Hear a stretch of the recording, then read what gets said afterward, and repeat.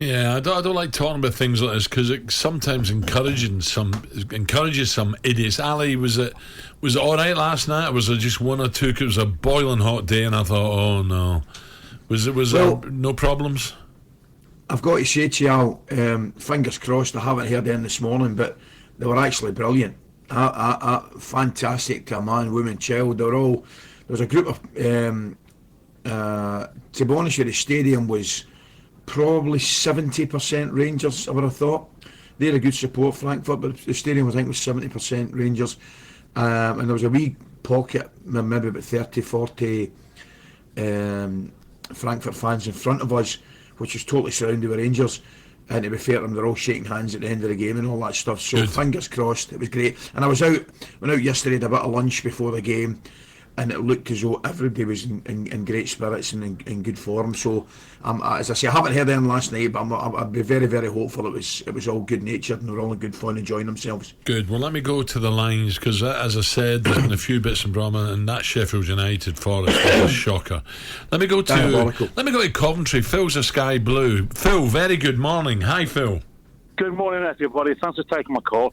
Yeah, I'd like to say about all these fans and these flares and that, I just think it's disgusting myself. I think, like, anyone that's caught on the pitch or throwing flares, I think they should be banned for life, put in prison and fined.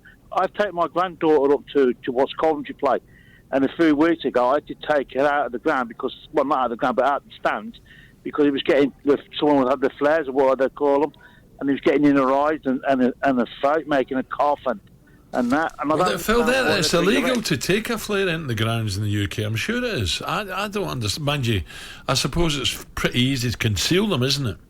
Yeah, but I don't understand, like, because we get into the grounds, like, we get certs. You know, and there again, I suppose, like, you can't search, like, 20,000 fans all the time. But I just think, like, it should be illegal. And now we've got cameras inside the grounds.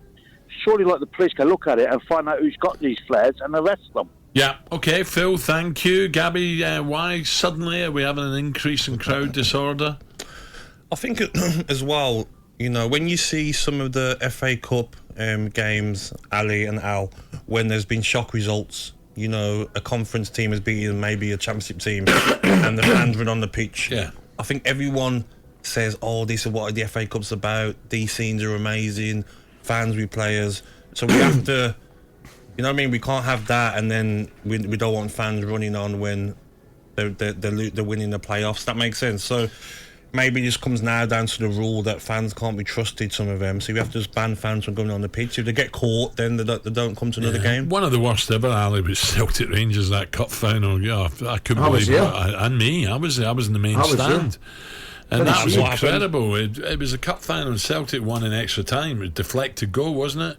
George McCluskey, I think. It was Andy Lynch. It was deflected. Andy Lynch hit the shot. I think it was deflected, George. Yeah.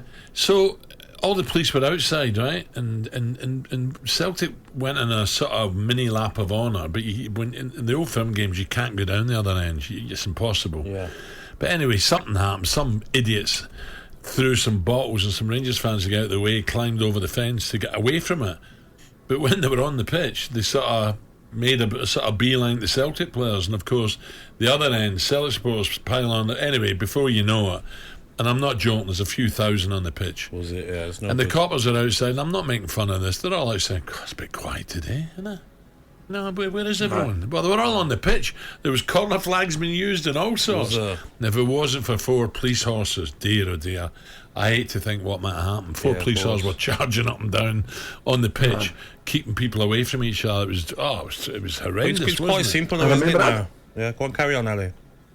I was just going to say, sorry again. I remember. I didn't know you were at that game, mate. That was 1980. I remember being at that game. No, that was horrendous. But I've got to say to you guys, I didn't see last night, but I saw the Sheffield United one, and shocker, terrible. That's a scandal. What a coward, man. We've got to be careful, Ali, because the guy's been arrested, so we just got to be a wee bit careful. But whatever happened there is an absolute disgrace. Yeah, no, listen, he's been arrested, and what will be, but what I saw with my own eyes was an unbelievably cowardly act. So, no, there's no excuse for it at all. Is it booze, Ali, or is it Class A drugs now, along with booze? Is it a mixture, combination? Oh, but football, believe it or not, has an unbelievable problem with drugs. When I say football, I mean the supporters. Yeah. I mean, I talk to the security boys all over the place, and you wouldn't believe the things that they tell you. That some of the guys on cocaine and things like that. It's scandalous. It really is. Well, it's not It's just really football. It's concerning, not just really, football. really It's everything. You go society. any decent bar, restaurant on a Friday, Saturday night, and they'll tell you what the loser like at the close of play. You know? I just don't understand. Full of I tell you, I don't understand, Ali, how like you can just a running headbutt to someone who's looking the opposite way. That's what baffles me. Like how, like you said, how cowardly. Gab, You could that's what I have thought. seriously injured, like seriously hurt, Correct. really sharp. You know what I mean? You could still be in hospital from that. Like disgusting. That's exactly what I thought, and it really annoyed me more than anything. Just a cowardly act like that. It's not even looking the way of the person that came on, but no, it's that is absolutely 100% unacceptable. Yeah. talkSPORT Breakfast with Alan Brazil. Thursday and Friday morning, 6 till 10 on AM, on DAB, via the talkSPORT app and on your smart speaker. talkSPORT.